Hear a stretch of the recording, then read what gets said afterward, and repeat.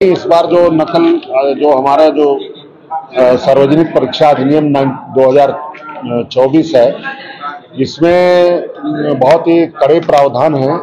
अगर कोई व्यक्ति जिसको जिम्मेदारी दी गई है परीक्षा संपन्न कराने के लिए कोई सहयोगी के रूप में कार्य कर रहा है, तो इसमें जो है 2 वर्ष से 7 वर्ष की कठोर कारावास की सजा है। यदि किसी के द्वारा इसके नियमों का उल्लंघन किया जाता है, किसी को नकल कराने का प्रयास किया जाता है, नकल करने में सहयोग किया जाता है, 7 वर्ष तक की कठोर कारावास और 1 करोड़ रुपए तक का जुर्माना है। तो ऐसे में बिल्कुल ये सबको आश्वस्त किया गया है कि कहीं कोई भी समस्या नहीं होने पाएगी और सभी हमारे लोग तैयार हैं अच्छी तरह से परीक्षा संपन्न कराएंगे। बोर्ड परीक्षा के संचालन के लिए जो है राजकीय सिटी इंटर कॉलेज में मॉनिटरिंग सेल बनाया गया है, जिसमें कि 196 परीक्षा केंद्रों की निगरानी के लिए 25 कंप्यूटर लगाए गए हैं। प्रत्येक कंप्यूटर पे 8 केंद्रों की निगरानी होगी। जनपद में हाई स्कूल के जो है 63,348 छात्र बैठ रहे हैं और इंटरमीडिएट के 77,024 छात्र बैठ रहे हैं। इस तरह से जनपद में कुल 1,44,372 छात्र बैठ रहे हैं। परीक्षा को सुचारू रूप से संचालन के लिए 9 जोनल मजिस्ट्रेट लगाए गए हैं। नमस्कार दर्शकों, खबरनवीस में आपका स्वागत है। अगर आपने खबरनवीस को सब्सक्राइब नहीं किया है तो इसे जरूर सब्सक्राइब करें और लेटेस्ट खबरों और अपडेट्स के लिए बेल आइकॉन को भी जरूर दबाएं। जी सुना आपने, 24 फरवरी से माध्यमिक शिक्षा परिषद यानी यूपी बोर्ड की परीक्षाएं शुरू हो गई हैं। यूपी के सभी जिलों सहित गाजीपुर के 196 परीक्षा केंद्रों पर लगभग 1,44,000 परीक्षार्थी इस परीक्षा में भाग ले रहे हैं। जैसा कि आप तस्वीरों में भी देख रहे होंगे कि बोर्ड परीक्षाओं का सुबह से ही केंद्रों के बाहर जमावड़ा लगा हुआ था। सभी छात्र अपनी अपनी तैयारियों के साथ परीक्षा देने के लिए समय से पहले सेंटर्स पर पहुंचे और सबकी चेकिंग कर केंद्रों के अंदर भेजा गया। इस परीक्षा को पारदर्शी और नकल विहीन कराने के लिए शिक्षा विभाग, जिला प्रशासन और पुलिस विभाग की ओर से कड़ी तैयारी की गई है। पूरे जिले के परीक्षा केंद्रों को एक जगह से मॉनिटर किया जा रहा है। नए नियमों के अनुसार नकल विहीन परीक्षा के लिए नकल माफियाओं पर सख्त कानून अमल में लाया जाएगा, जिसमें 1 करोड़ रुपए का अर्थदंड और जेल भी है। आइए सुनते हैं परीक्षा को संचालित कराने वाले अधिकारियों की पूरी बात। हमारे जनपद में कुल 196 परीक्षा केंद्र हैं और कल हमारे यहाँ कुल मिला के दोनों मीटिंग में, दोनों पारियों में हाई स्कूल इंटर के 1,44,000 परीक्षार्थी परीक्षा देंगे और इसके लिए सभी तैयारियां पूर्ण कर ली गई हैं। पूरे जनपद को 9 जोन 32 सेक्टर मजिस्ट्रेट इसमें रहेंगे, 9 जोनल मजिस्ट्रेट हैं। इसके अलावा सभी केंद्रों पे स्टैटिक मजिस्ट्रेट और एक बाह्य केंद्र व्यवस्थापक की व्यवस्था की गई है और सभी जगह पेपर और कापियां पहुंच चुकी हैं और सभी जो है सुरक्षित स्ट्रांग रूम में प्रश्न पत्र रखे गए हैं। तो सारी तैयारियां लगभग पूर्ण है, कहीं कोई कमी नहीं है और हम लोग पूरी तरह परीक्षा को शुचिता और पवित्रता के साथ कराने के लिए कटिबद्ध हैं। कल रात में भी हम लोगों की टीम ने दौरा किया है, जो स्कूलों में प्रश्न पत्र रखे गए हैं, स्ट्रांग रूम का निरीक्षण किया गया कि वहां पर ताला और वो जो हमारी जो स्ट्रांग रूम है वो सील्ड है, कहीं कोई सुविधा नहीं। परीक्षा कराने के लिए ऐसे सेंटर जहां पे परीक्षाएं हो रही हैं, क्या उस सेंटर को डिवाइड किया जाएगा? बिल्कुल सेंटर डिवाइड नहीं। इस बार जो नकल जो हमारा जो सार्वजनिक परीक्षा अधिनियम 2024 है, इसमें बहुत ही कड़े प्रावधान हैं। अगर कोई व्यक्ति जिसको जिम्मेदारी दी गई है परीक्षा संपन्न कराने के लिए कोई सहयोगी के रूप में कार्य कर रहा है, तो इसमें जो है 2 वर्ष से 7 वर्ष की कठोर कारावास की सजा है।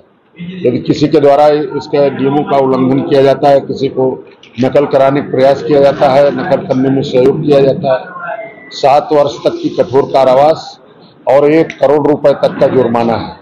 तो ऐसे में बिल्कुल ये सबको आश्वस्त किया गया है कि कहीं कोई भी समस्या नहीं होने पाएगी और सभी हमारे लोग तैयार हैं अच्छी तरह से परीक्षा संपन्न कराएंगे। बोर्ड परीक्षा के संचालन के लिए जो है राजकीय सिटी इंटर कॉलेज में मॉनिटरिंग सेल बनाया गया है, जिसमें कि 196 परीक्षा केंद्रों की निगरानी के लिए 25 कंप्यूटर लगाए गए हैं। प्रत्येक कंप्यूटर पे 8 केंद्रों की निगरानी होगी। जनपद में हाई स्कूल के जो है 63,348 छात्र बैठ रहे हैं और इंटरमीडिएट के 77,024 छात्र बैठ रहे हैं। इस तरह से जनपद में कुल 1,44,372 छात्र बैठ रहे हैं। परीक्षा को सुचारू रूप से संचालन के लिए 9 जोनल मजिस्ट्रेट लगाए गए हैं और 32 सेक्टरों में इसको विभाजित किया गया है। उसके बाद हमारे विभाग के तरफ से सचल दल की 7 टीमें लगाई गई हैं और प्रत्येक केंद्र पर जो है स्टैटिक, वाह्य और केंद्र व्यवस्थापक लगे हुए हैं। इस तरह से जितने भी केंद्र हैं जनपद में उस पे संपूर्ण पे 196 स्टैटिक मजिस्ट्रेट, 196 वाह्य केंद्र व्यवस्थापक, 196 केंद्र व्यवस्थापक और नकल विहीन परीक्षा कराने के लिए सरकार ने जो अब की बार एक नवीन धारा लागू कर दी है, धारा 163, उसके तहत नकल कराते हुए अगर कोई पकड़ा जाता है तो 7 वर्ष की सजा और 1 करोड़ रुपए जुर्माने का प्राविधान है। ये किसके लिए होगा सर? नकल कराते हुए अगर कोई शिक्षक, छात्र, नकल माफिया कोई भी इसकी परिधि में होगा तो वो सबके लिए शासनादेश के तहत कार्रवाई सबके ऊपर होगी। और स्ट्रांग रूम की सुरक्षा के लिए जनपद से जो है पुलिस अधीक्षक द्वारा प्रत्येक सेंटर के लिए रात्रिकालीन स्ट्रांग रूम की सुरक्षा के लिए एक पुलिस मुहैया कराई गई है, जो वहां स्ट्रांग रूम की सुरक्षा कर रहा है।